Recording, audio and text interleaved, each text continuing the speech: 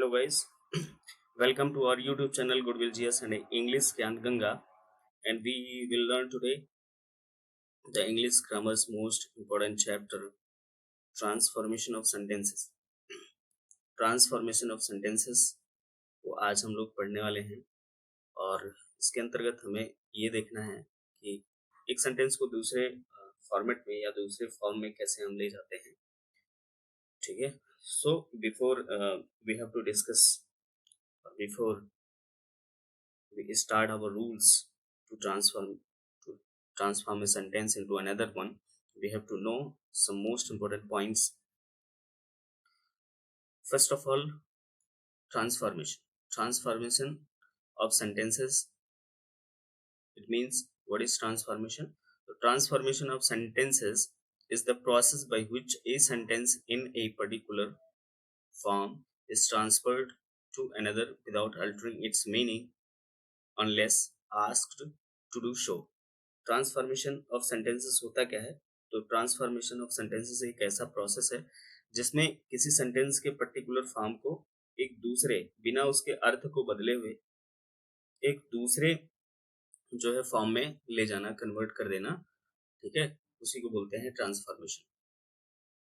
The general rules of sentences transformation, sentence transformation is as follows. जो इसके सामान्य नियम हैं वो नीचे दिए गए हैं. To transform an affirmative sentence into a negative sentence. किसी affirmative sentence को एक negative sentence में transform करना. The common rule is to add not to the principal verb in the sentence. और इसका common rule क्या है?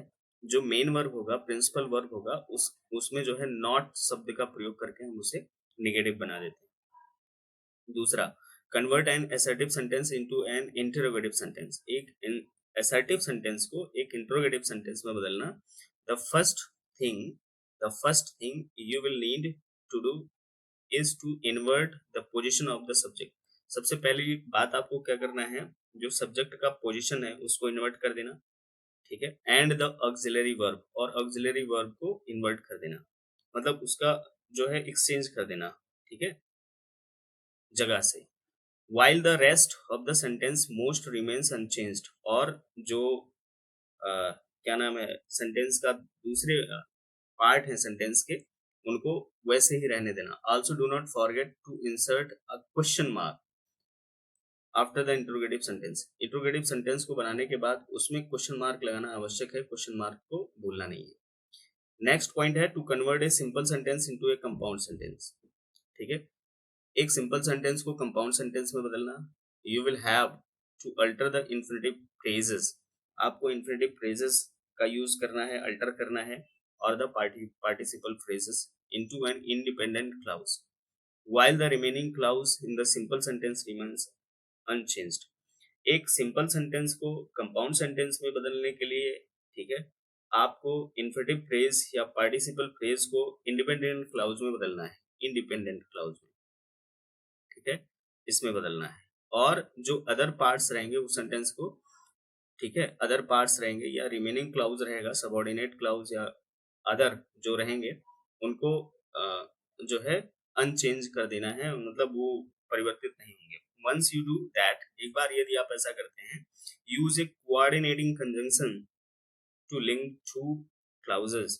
तो कोऑर्डिनेटिंग कंजंक्शन का यूज करके दोनों क्लाउजेस को ऐड कर देना है, जोड़ देना है.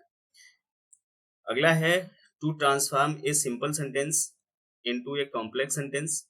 एक सिंपल सेंटेंस को कॉम्प्लेक्स सेंटेंस बनाने के लिए you will have to change the infinitive और participle phrase into dependent clause.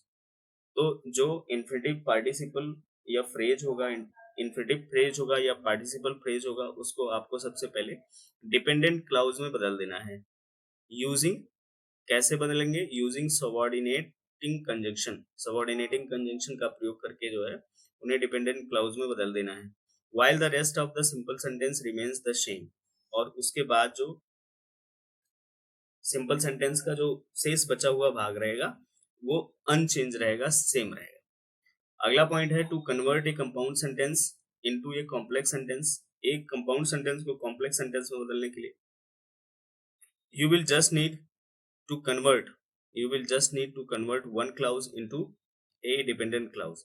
आपको एक जो है क्लाउज को, एक क्लाउज को, किसी क्लाउज को डिपेंडेंट क्लाउज में बदल देना है, और किसके साथ, with the addition of subordinating conjunction, यानी और उसके साथ क्या प्रयोग करना है, सबऑर्डिनेटिंग कंजंक्शन का प्रयोग करना है, and remove the coordinating conjunction, और जो कोऑर्डिनेटिंग कंजंक्शन रहेगा उसको रिमूव कर देना है। ठीक है, तो आप क्या सीखे, कंपाउंड सेंटेंस में जो है कोऑर्डिनेटिंग कंजंक्शन का यूज होता है, और कॉम्प्लेक्स सेंटेंस में सबऑर्डिनेटिंग कंजंक्शन का यूज होता है। फॉर अगला, to convert a complex sentence into a compound sentence, एक कॉम्प्लेक्स सेंटेंस को कंपाउंड सेंटेंस में बदलना, यानी फिर से इन्वर्जन दे दिया है उसी का। All you have to do is convert the dependent clause into an independent clause. इसमें क्या करना है, आपको डिपेंडेंट क्लाउज को इंडिपेंडेंट क्लाउज में बदल देना है, और उसमें क्या था, उसमें था कि जो डिपेंडेंट क्लाउज है, ठीक है, जो इंडिपेंडेंट क्लाउज है उसको डिपेंडेंट क्लाउज में बदल देना है, and replace the subordinating conjunction, और इसमें सबऑर्डिनेटिंग कंजंक्शन को रिप्लेस कर देना है, और जो सुटेबल कोऑर्डिनेटिंग कंजंक्शन रहेगा उसी का यूज कर देना है। Next, to transform a conditional sentence into a negative sentence, एक कंडीशनल सेंटेंस को नेगेटिव सेंटेंस में बदलने के लिए यू कैन ऐड नॉट, आपको नॉट, मतलब आप नॉट का प्रयोग कर सकते हैं प्रिंसिपल वर्ब में, इन बोथ द क्लाउजेस, दोनों क्लाउज में नॉट का प्रयोग कर सकते हैं। प्रिंसिपल वर्ब में जो है, जो दोनों क्लाउज हैं उसमें दोनों में प्रिंसिपल वर्ब आई रहेंगी, दोनों के साथ नॉट का प्रयोग कर सकते हैं। If it is complex sentence, और यदि यह कॉम्प्लेक्स सेंटेंस के रूप में यूज हुआ है तो इन द अदर केसेस, दूसरे केस में you will be required to change the pronoun और use the opposite of the verb to make it negative. तो या दूसरे कंडीशन में, दूसरा अगर केस होता है तो आपको प्रोनाउन को बदल देना है, और या फिर जो है, जो वर्ब का अपोजिट होगा, नेगेटिव बनाने के लिए वर्ब के अपोजिट को रख देना है। ठीक है, तो इस तरह से आपको ये रूल्स आप फॉलो करने होंगे। तो पहला जो है हमारे पास, कि कैसे एक सेंटेंस को हम नेगेटिव में बदलेंगे, ठीक है, मतलब कैसे एक सेंटेंस को ट्रांसफॉर्म करेंगे दूसरे में। तो rules for interchanging of affirmative and negative sentences. ठीक, अफर्मेटिव सेंटेंस और नेगेटिव सेंटेंस को बदलने के नियम। ए, अफर्मेटिव टू नेगेटिव सेंटेंस, यानी अफर्मेटिव से नेगेटिव सेंटेंस में ले जाना, कैसे लेके जाएंगे, by changing the main word by changing the main word into opposite one, यानी जो मेन वर्ड है उसको, जो मेन वर्ड है उसका हम अपोजिट रख देते हैं नेगेटिव, और नेगेटिव वर्ड का प्रयोग कर देते हैं। ठीक है, नेगेटिव वर्ड मतलब नॉट या नो का प्रयोग कर देते हैं। तो पहली बात, जो मेन वर्ड होगा, जो प्रभाव सा, मतलब जो प्रभाव डालने होगा वाला होगा, जिसके लिए हम बात करेंगे, ठीक है, उसका हम अपोजिट वर्ड रख देते हैं और नॉट का प्रयोग करते हैं। तो without changing its sense, the sentence will be change into negative sentence. Example है, man is mortal, man is mortal, तो हम इसको क्या कर सकते हैं, मोर्टल का क्या हो जाएगा, अपोजिट इमोर्टल, और इज है वर्ब, और इसको हम क्या कर सकते हैं, नॉट के साथ रिप्रेजेंट कर सकते हैं, यानी नॉट के साथ रखेंगे, तो क्या हो जाएगा, man is not immortal, man is not immortal, यानी जो व्यक्ति है, मनुष्य है, वह अमर नहीं है, मरणशील है। इमोर्टल का मतलब होता है अमर, जो ना मरे, ठीक है, जिसकी मृत्यु ना हो। आई बात समझ में, शाश्वत। तो मनुष्य क्या है, नश्वर है, नष्ट होने वाला है। ठीक है, इसका अर्थ हो गया पहले जो सेंटेंस लिखा हुआ है अफर्मेटिव का। नेगेटिव का भी वही सेंस है कि मनुष्य जो है नश्वर है। तो यहाँ पे देखो, ये जो स्ट्रक्चर है अफर्मेटिव का, वो सब्जेक्ट है, वर्ब है, और प्लस एक वर्ड आया है जिसको आप कंप्लीमेंट बोल सकते हैं, कंप्लीमेंट ऑफ वर्ब। ठीक है, कंप्लीमेंट ऑफ वर्ब। आई बात समझ में।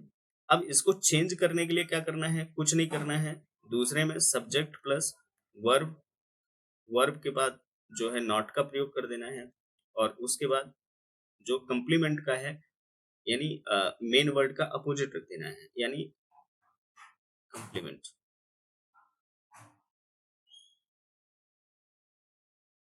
आप कह सकते हैं अपोजिट, ठीक है, अपोजिट रख देना है complement.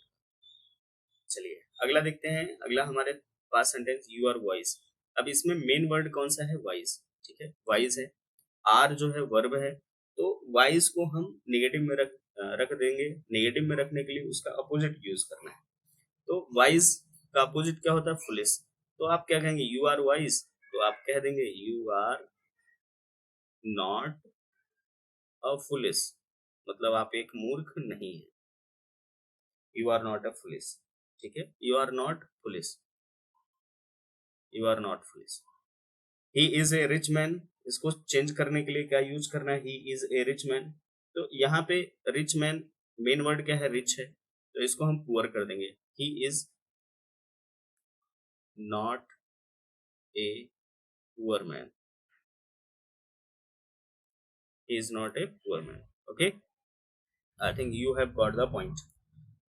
Some more examples we have to look, we have to discuss. I am innocent, अब यहाँ पे देखो innocent शब्द आया है। innocent का अपोजिट क्या होता है, innocent मतलब जो है निर्दोष होता है, ठीक है। तो innocent का अपोजिट क्या हो जाएगा, guilty। तो आपको यूज करना है I am not guilty, I am not guilty, ठीक है, मतलब मेरा कोई दोष नहीं। अगला sentence he is she is always careful. अब इसमें जो है दो वर्ड आपको दिख रहे हैं, ऑलवेज और केयरफुल, ठीक है। तो ऑलवेज को भी आप जो है जब केयरफुल को केयरलेस में ले जाएंगे, तो ऑलवेज को नेवर में ले जाना पड़ेगा, निगेटिव वर्ड का यूज करना है। तो she is never careless, she is never careless, okay. आपको ये इस तरह से समझ में आ गया। He is doubtful, he is doubtful. अब डाउटफुल मेन वर्ड है, इसका अपोजिट रखना है, तो डाउटफुल की डाउटफुल का अपोजिट क्या हो जाएगा, श्योर। तो आप क्या लिखेंगे, ही is not sure, he is not sure, मतलब वह पक्का नहीं, ठीक। उसके बाद अगला वर्ड है, अगला सेंटेंस है she dislikes me, she dislikes me. अब यहाँ पे डिसलाइक्स शब्द का प्रयोग हुआ है, ठीक है। तो यहाँ पे अब आप देखो मेन वर्ब आया है, लेक्सिकल वर्ब आया है। तो लेक्सिकल वर्ब के कंडीशन में, ठीक है, हमको नेगेटिव में अगर ले जाना है, और तब यहाँ पे टेंस का रूल आप बिल्कुल फॉलो करेंगे नेगेटिव सेंटेंस का, ठीक है। तो ये किस टेंस में है, तो आप देख रहे हैं प्रेजेंट इंडेफिनिट टेंस या सिंपल प्रेजेंट टेंस में है। और जब हम सिंपल प्रेजेंट टेंस की नेगेटिव की बात करते हैं, तो हम डज या डू का प्रयोग करते हैं, उसके साथ नॉट लगाते हैं। तो सी थर्ड पर्सन सिंगुलर है, थर्ड पर्सन सिंगुलर सब्जेक्ट है, तो इसके साथ हम डज लगाते हैं, डज नॉट। और यहाँ पे सी डज नॉट, अब डिसलाइक का उल्टा क्या हो जाएगा, like, she does not like me, ठीक है। डिसलाइक का अपोजिट क्या हो जाएगा, विपरीत क्या हो जाएगा, लाइक। तो यहाँ पे सी डज नॉट लाइक मी हो जाएगा। इस तरह से ये सेंटेंस करेक्ट हो गया। फिर ही इज डिसऑनेस्ट। अब यहाँ पे देखो मेन वर्ड क्या है, डिसऑनेस्ट, ठीक है। इज के साथ नॉट लगाना है, डिस हटा देना, ऑनेस्ट। तो ही is not honest, he is not honest, मतलब वह ईमानदार नहीं है। इस तरह से आपको जो है इसमें हेल्प मिल जाएगी ट्रांसफॉर्म करने में, ठीक। Now we have to move our second rule, दूसरे रूल पर अब हमको मूव करना है। और दूसरा रूल क्या कहता है, sometimes we use double negative meaning expressing words to change the affirmative sentence into negative sentence. यानी अफर्मेटिव सेंटेंस को नेगेटिव सेंटेंस में बदलने के लिए कभी कभी हम डबल नेगेटिव मीनिंग बताने वाले शब्दों का प्रयोग कर लेते हैं, ठीक है। यानी दो ऐसे वर्ड का यूज करेंगे, ठीक, जो दोनों नेगेटिव में रहेंगे। जैसे generally we use no, not, without, ठीक है। नो या नॉट के साथ जो है हम विदाउट शब्द का भी प्रयोग करते हैं। तो ये तो सीधा सीधा दिख रहा है नेगेटिव वर्ड है, लेकिन विदाउट मतलब बिना होता है, तो ये भी क्या ये भी जो है नेगेटिव वर्ड है। लाइक एज एग्जाम्पल हम देख लेते हैं she was wise, she was wise. अब यहाँ पे देखो सी वाज वाइज लिखा हुआ है, ठीक है। तो अब हम क्या करते हैं, हम इसके लिए वर्ड यूज करते हैं वाइज के लिए विजडम। वाइज जो है ये एडजेक्टिव है, ठीक है, और हम इसको ले जाएंगे विजडम में, यानी नाउन में लेके जाएंगे, ठीक। तो she was not without, she was not without wisdom, she was not without wisdom मतलब जो है वो बुद्धिमान थी हमेशा। आप जो है इस चीज को याद रखिएगा, सेंस नहीं बदलना चाहिए, ये आप हमेशा याद रखिएगा, सेंस नहीं बदलना चाहिए। सी वॉज नॉट विदाउट विजडम मतलब वह बुद्धिमत्ता के बगैर नहीं थी, अर्थात बुद्धिमान थी, ठीक है।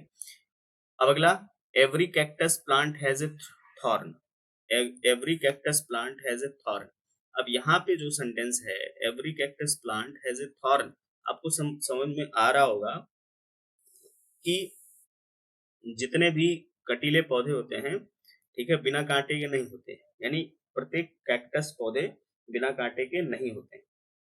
तो यदि सेंटेंस एवरी से शुरू हो रहा है, ठीक है, यहाँ पर नाउन या प्रोनाउन का यूज नहीं हुआ है, या ऐसे नाउन या प्रोनाउन का यूज हुआ है जो इन इंडिफिनिट है, ठीक, तो आप वहां पे देयर का प्रयोग करेंगे। तो ये आप लिखेंगे there is no cactus plant, there is no, sorry यहाँ पे नो लिखना है,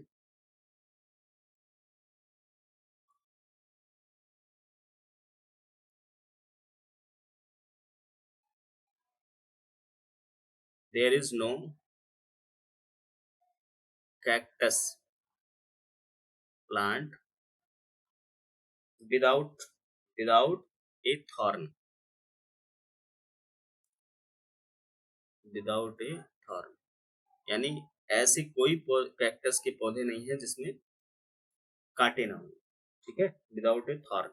ये आपको समझ में आ गया। जहां पर एवरी से एवरी से शुरुआत हो, वहां पे आपको देयर शब्द का प्रयोग कर देना है, देयर, ठीक। अब यहाँ पे देखो, तीसरे एग्जाम्पल में, तीसरा एग्जाम्पल जो आपके सामने है, where there is will there is a way, तो यहाँ पे पहले से देयर शब्द का प्रयोग हुआ है, तो आपको यहाँ कुछ करना ही है, ठीक है, where there is will there is a way, तो बस वेयर शब्द को हटाना है, एलिमिनेट कर देना है, तो आप क्या लिखेंगे, there is no will, there is no will.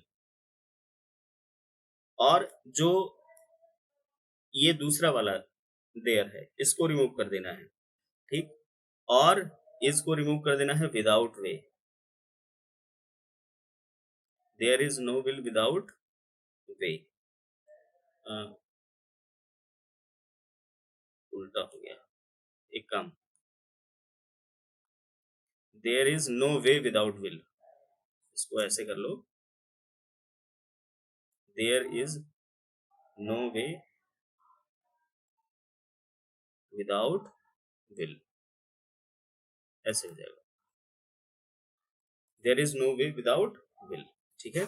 यानी आप जो है मेन सेंटेंस यहां से चूज करेंगे, there is a way, there is way लिखा हुआ है, ठीक है, तो इसी को चूज करना है, देयर इज नो वे, और किसके बिना, इच्छा के बिना कोई मार्ग नहीं मिलता है, ठीक है, जहां चाह वहीं राह। अगला सेंटेंस है एवरीवन हेट्स हर, एवरीवन हेट्स हर, तो अभी हमने बताया एवरी जहां से शुरू होगा वहां पे देयर का प्रयोग कर देना है, तो देयर, अब यहाँ पे हेट्स हर लिखा हुआ है, तो इसका मतलब ये प्रेजेंट में है, तो आप सीधा सीधा इज का प्रयोग कर दिए, देयर इज नो, नो, अब एवरीवन लिखा हुआ है तो वन का यूज कर दीजिए, there is no one, there is no one, ठीक है, who, who does not hate her,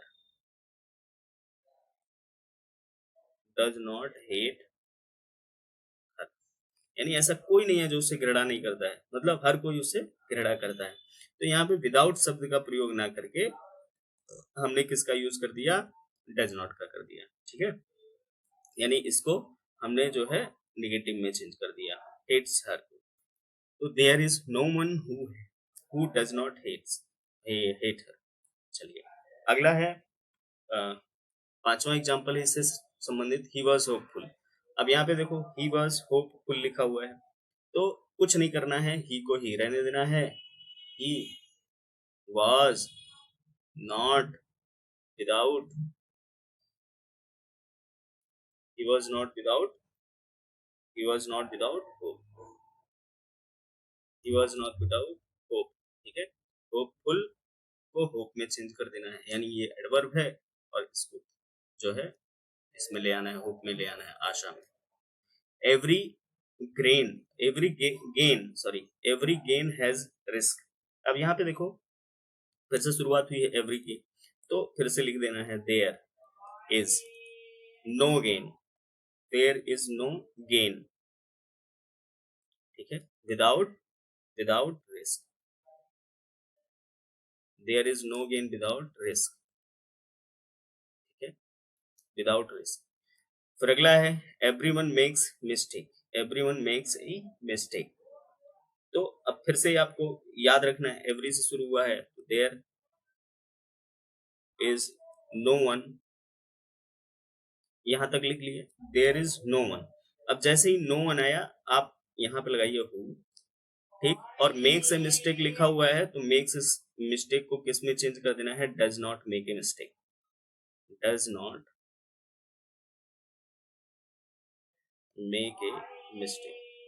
यानी ऐसा कोई नहीं है जो गलती ना करता हो, यानी हर किसी से गलती होती है। There is no one who does not make a mistake. अगला है he has money, he has money. अब आप इसको कैसे चेंज करेंगे, तो आप चेंज करेंगे ही, और इसको जब ही हैज मनी लिखा हुआ है तो जैसे हैज मनी लिखा है तो ये नहीं सोचना है कि ये परफेक्ट में जा रहा है। ठीक है, ही हैज मनी मतलब उसके पास धन है, वह धन रखता है। ठीक है, तो ये मेन वर्ब के रूप में आया है, तो आप यहाँ पे इज में ले जाएंगे इसको, ही is not without money, not without money मतलब वह बिना धन के थोड़ी ना है।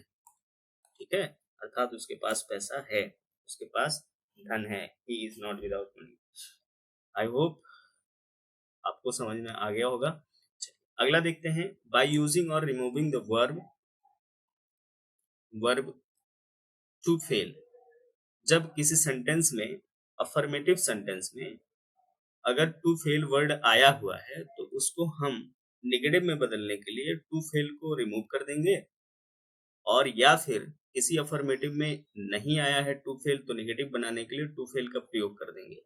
यानी अफर्मेटिव सेंटेंस में आए हुए फेल वर्ड को हटाकर या अफर्मेटिव सेंटेंस में फेल वर्ड को जोड़कर एक नेगेटिव सेंटेंस बनाना, इसका मतलब यही है। ठीक है, तो जैसे ही सा द ताजमहल, यहाँ पे क्या लिखा हुआ, ही सा द ताजमहल, तो अब इसको नेगेटिव में ले जाना है लेकिन चेंज नहीं होना चाहिए, सेंस नहीं चेंज होना चाहिए। तो ही सा, आप देख रहे हैं सा शब्द आया है, शाह वर्ड आया है, तो शाह किसमें है, तो आप कहेंगे ये सेकंड फॉर्म में। सेकंड फॉर्म कहाँ यूज होता है, तो यूज होता है पास्ट इंडेफिनिट टेंस में। तो ही, अब यहाँ पे पास्ट इंडेफिनिट है, नेगेटिव में ले जाना है तो डिड का प्रयोग करेंगे, he did not, he did not. अब हमको फेल वर्ड यूज कर देना है, he did not fail to see the Taj Mahal, to see the Taj Mahal मतलब उसने ताजमहल को देखा, वह ताजमहल देखने में फेल नहीं हुआ, सफल हो गया। तो यहाँ पे जो वर्ड आया है, ठीक है, उसको एक्सेप्ट करना है। ठीक, यानी यहाँ पे यूज करना है, बताना है कि वह ताजमहल देखने में सफल रहा। ठीक है,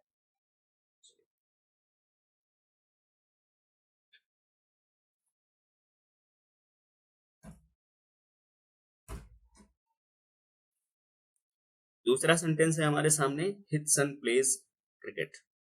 ठीक है, दूसरा सेकंड सेंटेंस है his son pledge cricket.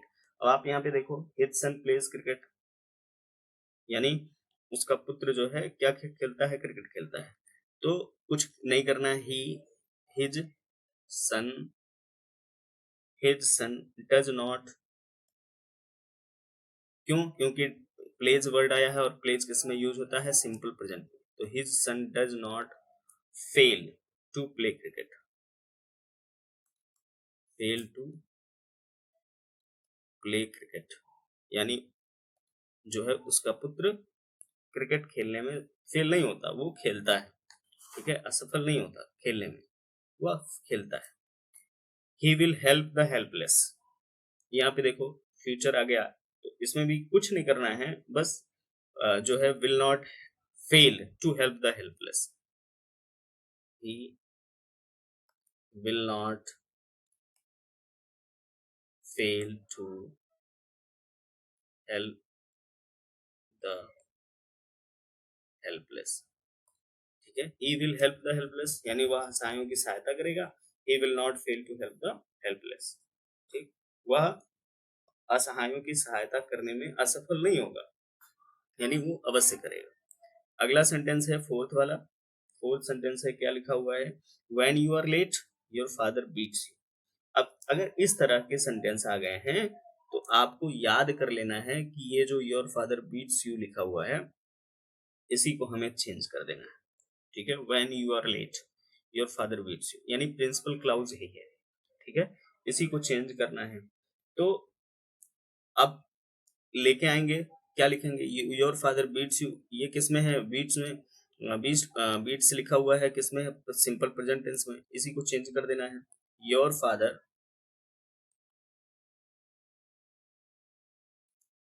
Does not fail.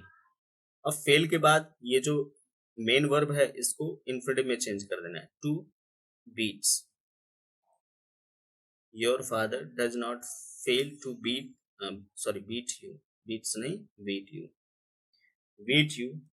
अब इसके आगे क्या लिखना है, when you are late,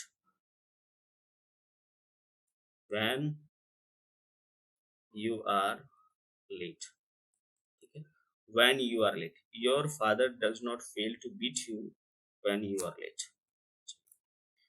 next check करते हैं, you must have seen the JK temple when you went to Kanpur. अब अगर इसे चेंज करना है तो यहाँ पे देखो कुछ नहीं करना है, you must have seen the JK temple, यही आपका मेन पार्ट है सेंटेंस, ठीक है। तो जिसमें है उसी में चेंज करना है, ठीक है। तो must not you must not have, अब यहाँ पे देखो यू मस्ट नॉट हैव आ गया, अब यहाँ पे सीन वर्ड आया हुआ था यानी ये पास्ट की बात हो गई, मस्ट हैव मतलब जो है मस्ट के साथ या किसी मॉडल ऑक्सिलरी वर्ब के साथ हैव आता है तो उसके साथ हम वर्ब का थर्ड फॉर्म ही रखते हैं। तो सीन के बाद जो फेल वर्ड आएगा, ठीक है, यानी जो नॉट के बाद फेल वर्ड आएगा तो वो फेल्ड होगा, you must not have failed, failed. अब यहाँ पे जो सीन वर्ड आया है सीन, इसको इन्फिनिटिव में चेंज कर देना है, to seen, to see, to see the JK temple when you went to Kanpur,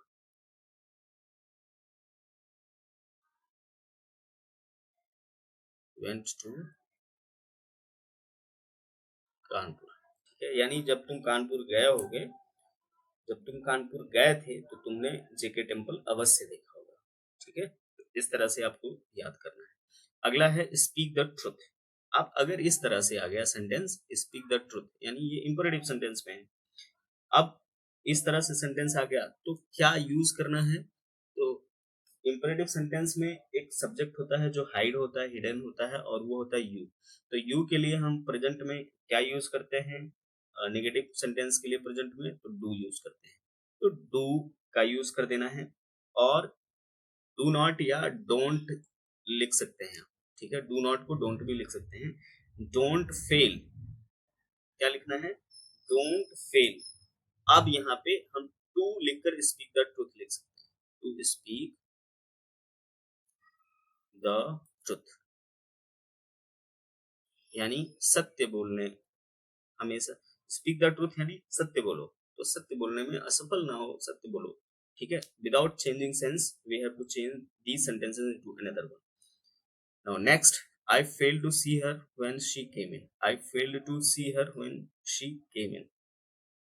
अब यहाँ पे फेल, फेल शब्द आया हुआ है पहले, अब इसको रिमूव कर देना है। अभी तक हमने देखा हुआ था कि हम फेल शब्द लगाकर नेगेटिव बना रहे हैं, लेकिन यहाँ पे फेल को हटाकर नेगेटिव बनाना है।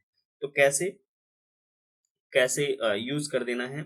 तो देखो, फेल्ड शब्द आया है, तो यहाँ पे आप पास्ट में जब ले जाएंगे तो दोनों बातें हैं, डिड का यूज कर सकते हैं या कुड का यूज कर सकते हैं। तो आई डिड नॉट या आई could not, I did not या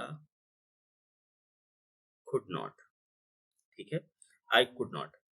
और फिर उसके बाद सी शब्द का यूज कर देना है, सी हर, when C came in,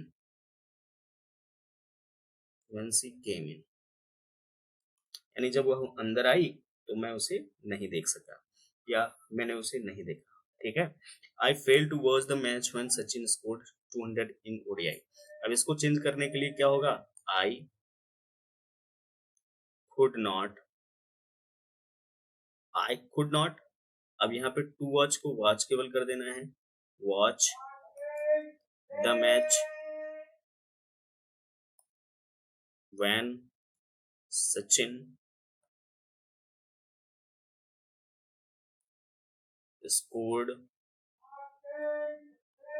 200 in ODI, ठीक है। तो ये सेंटेंस थे, आपको हमने तीन रूल्स, जो मेजर रूल्स थे वो हमने डिस्कस करके बताया, ठीक है।